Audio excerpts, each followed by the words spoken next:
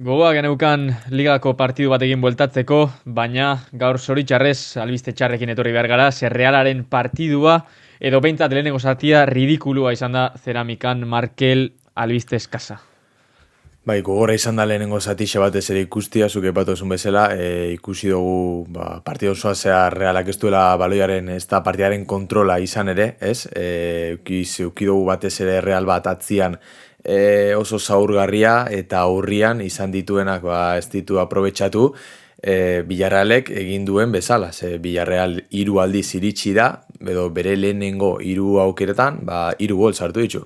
Bai, agian heldu den lehenengo aukera horietan sartu ditu 3 golak, baina gero beste 15 aldiz Bai, heldu da barkatu ditu. Remiroren areara eta barkatu egin ditu. Eta markagailuak nik uste dut ez duela guztiz erakutzi zenolako partidua izan zitekeen dena ondo irtengo bazitzaion Villarreali, ez? Orionez eta ezaio dena ondo irten, eta Realari, bigarren zati horretan pixka bat barruko amorru hori atera zaio eta emaitza makillatzea lortu du, baina hala ere oso kaskarra izan da partidua orokorrean. Nahi baduzu 11kora joan gaitezke, 11koan ez dugu sorpresa handirik izan, Rinok jarraikotasuna eman dio orain arte ikusitakoari, eta Zubeldia eta Jon Martin jarri ditu defentsan, txaletatzar aulkian utzi du, eta pixkat logikoa zen, ze aurrean Mikautatze eta Gerard Moreno bezalako aurrelariak izan da, eta ikusita Reala nola irten den, zer Reala parekatu eginda jokalari guztiekin presio horretan, eta aurrelariak jarraitu dituzte defentsak zelai erdira arte, orduan pixkat logikoa zen kasu horretan. Ikusi dugu nola Villarrealen aurreko 4 aurrelariak oso azkarrak diren, eta nik uste testu inguru horretan txaletatzar jartziak ezuela zentzu askorik, zentzu handirik ez, gero ikusi dugu Turriren faltan bota dugu Turri partida osoan zehar, gainera ikusita, eta niri harritu dit nahiko, Rino Villarrealen joko horretan sartu dela, ez? Trantsizio, joko bizkar azkar horretan sartu dela, eta ikusi dugu kontra atera zaiola guzti Israelari. Ikusi dugu nola ere Braizek jokatu den lehenengo momentutik, batez ere nik uste saritzen aurreko partida oso nahin zuela, baina ikusi dugu alata guztiz ere gaurko partidan 2 edo 3 jokalari oso gaizki bilideala, ez? Adibidez Zubeldia, Barrenen nahiko flojo, Braizeren nahiko flojo, Oiartzabalek ez du bere espazioa edo ez du ikusi aurreko partitan ikusi dugun bezain eroso. Orduan, nik uste gaurkoa partida txar bat izan dela orokorrian, ez? Tramite bat izan da Realarentzat, eta azkenian, horrelako partiak iritsi behar dira ligan ere. Bai, ez da lehenengo aldia izan, baina gutxitan iruditu zait Rino ideiarik gabe geratu dela aurkariak edo beste entrenatzaileak planteatu duenarekin. Ikusi da, ez? Pixka bat frustrazio hori, aurpegi horiek, gestikulazio hori ez, etzekien oso ondo zer egin, eta hori gutxitan ikusi dugu orain arte 3 hilabete hauetan. Reala oso ondo sartu da partidua, nik uste dut lehenengo 5-10 minutu bikainak egin dituela, eta denok pentsatu gu, Realak behintzat Ceramikan puntu bat, edo behintzat 3 puntuak lortzeko hurbil dagoenez, eta partida luze bat planteatzen duen, baina ikusi dugu Villarrealen trampan erodi dela guztiz. Villarrealek baloia eman dio Realari, protagonismo eman dio, eta ikusi dugu Reala proaktiboa izan behartzenean gehiago kostatu zaiola, eta hori Villarrealek baliatu du perfecto gainera bizkarra rapatuz behin eta berriz. Batez ere ikusi dugu bigarren eta 3. Oso ordenian jungo gera, lehenengo gola. Ikusi dugu Remiroren utxegite bat izan dela, despegia itxerako orduan, eta beste behin ere, beste partida baten ere, baloi geldian gol bat etorri da. Defentza mistuan nik ez dut oso ondo ulertzen, ze gaurkoan bai fijau naizela, eta ikusten da nola 2 edo 3 jokalari usten dituan Realak area txiki horretan, eta eske markak guztiz joan egiten dira. Ikusten dugu nola lehenengo zutoinan Villarrealeko jokalari batek batzeruzka erdiratzen duan, eta Gerard Morenok bakarrik jaurtitzen du. Osea, nik uste dugu konpondu beharreko kontu bat dala, ze partidero ari gara gauza bere ikusten. Nik uste dut, lehenengo gol honetan 3 arazo daudela. Lehenengoa, fortatu gabeko akats batetik datorrela, eta hau Metropolitanon ere gertatu zitzaigun, ze Jangelek albokosakera bidala izuen baloia, inongo zailtasunik ez eukanean, eta albokosake hori golean amaitu zen, gaur ere Remirok kornerera bidali du, inongo zailtasunik izan gabe, baloia kanporatu zezakeen alboko sakera, eta hortik heldu da gola, bigarren arazoa, zuk aipatu duzu moduan, Markena, uste dut kasu honetan lehenengo zutoinean Aranbururi irabazi diotela Bai, lehia hori, eta gero Gorrotxatik ez du jarraitu bere marka, eta Gerard Morrenok bakarrik errematatu du, eta hirugarrena, Remiro area txikian nagusitu egin behar da, eta ikusi dugu hiru zutoinen artean sartu dela, eta ez duela erreakzionatu. Hor hiru arazo daude, gaurkoan zoritxarrez gaizkirten direnak, baina ez direnak berriak. bai, batez ere nik aipatuko nuke kontundentzia falta izan dugula gaurkoan, eta batez ere pase edo behintzat bikotekide bakoitza berandu iritsi dela disputa Bai. guztietara. Ikusten genuen bi edo hiru pasetan nola Villarrealek Realaren zelaierdiko linea hori gainezkatzen zuan eta kontra argi bat bihurtzen zuan. Osea, hori ezin da gertatu edo behintzat horretaz jabetzen baldin bazera, partidua kontrolau, ere, kaez, Realak baditxu baliabideak partida kontrolatzeko, Brais dakazu, Gorrotxa dakazu, Carlos Soler dakazu, osea, baloia kontrolatzeko kapasitate hori badakazu. Zergatik joko berdinean beste behin sartu, azkenean ikusi dugu ez dela izan kapaz, eta nik uste, bueno, orokorrean hori izan daitekeela gaurko ondorio edo behintzat laburpen nagusisa.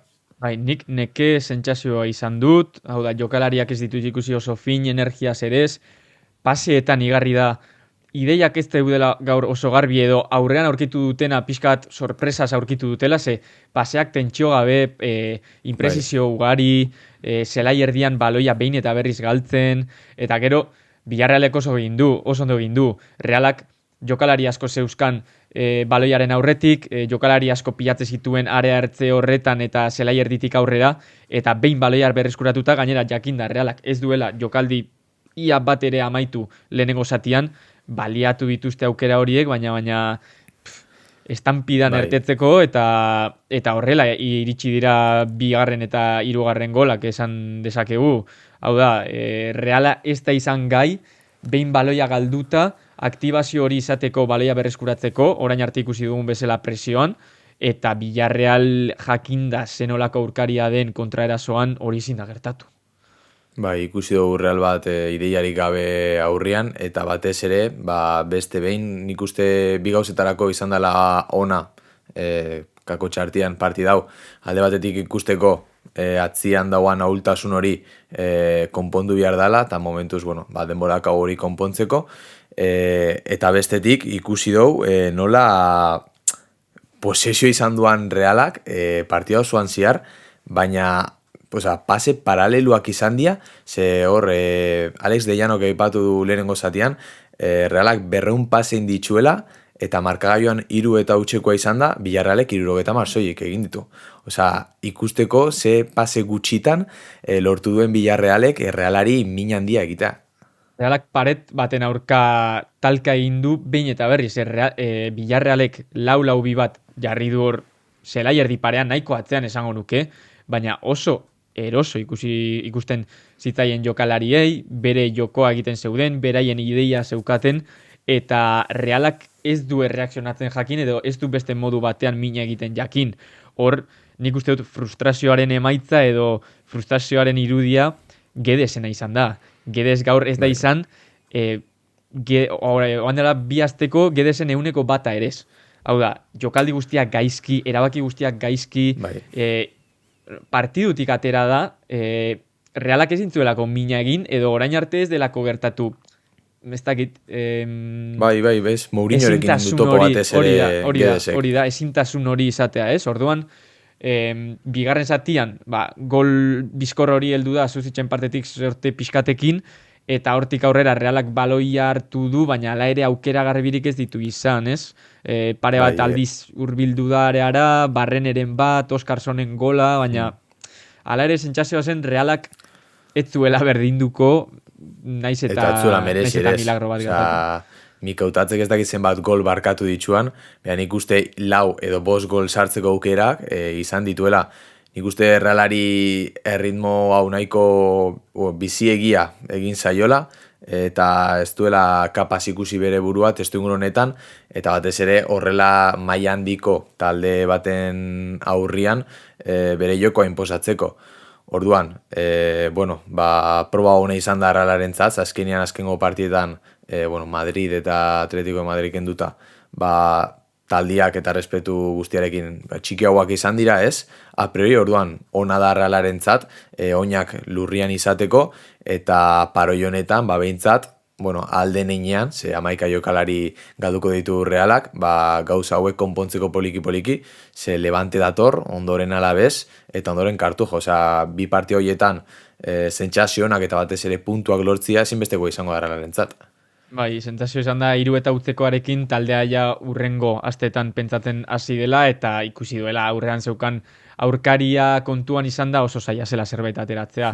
Orduan, zuk aipatu duzuna, orain Realak geldialdi hau dauka, jokalari ugari galduko ditu eta gainera ikusi dugu Zubeldia lesionatu dela, Gorrotxa deskantzuan aldatu duela, nik uste dute oraindik ez dagoelako 100%. Bai.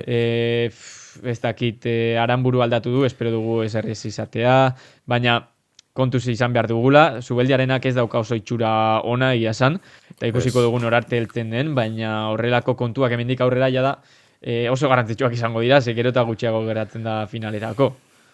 Bai, Zubeldiaren kasuan izkiotara eraman du eskua, hortaz kontuan dizibili beharko da Reala alik eta albiste txar gitxien izateko, ze denboraldiko momentu klabia iristen ari da, eta momentu hontan indar guztiak batu behar dira guztia aurrera eramateko. Hortaz, asteburua ez dugu modurik onenian hasiko, baina espero dugu urrengo astietan behintzat albiste honak ekartzia, eta batez ere, geldialdi hontatik, 11 jokalaritatik, 11 bueltatzia, bueltan jokatzeko moduan. Horrekin geratuko gara bai.